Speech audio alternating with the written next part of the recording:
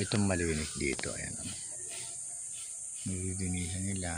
Sa umaga pa lang may nililinis na yun.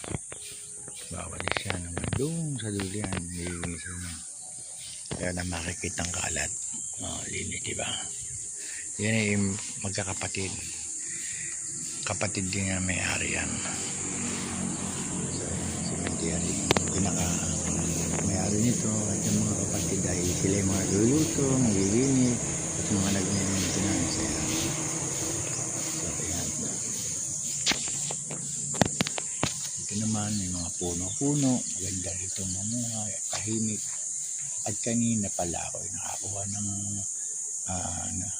ubas, puno ng ubas. Siya ay aking patutubos, tatanim ko doon sa aming lupang nabili. Yan sa may danlakan.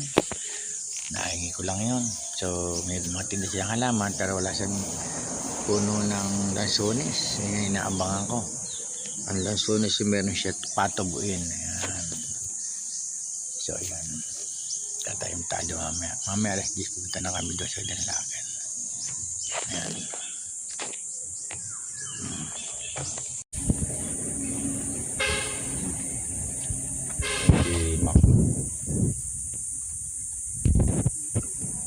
Marami kang papasyahin dito pagka umaga pa. Ngayon maaga pa. Wala pang alas 7 ngayon.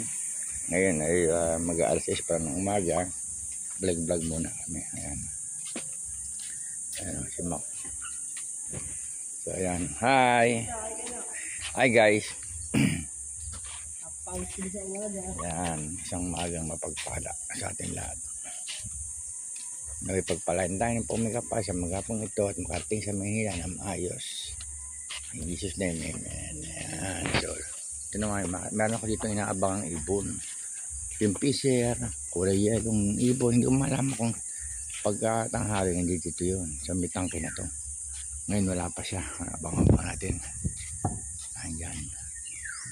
Yun, may kilyawan ng tawag doon. Kilyawan! Tingnan natin. Kilyawan!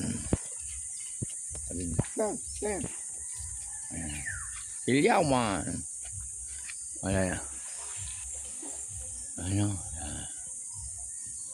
Yung marami ibon dyan. At yun.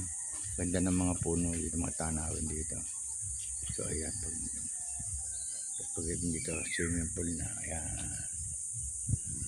Okay.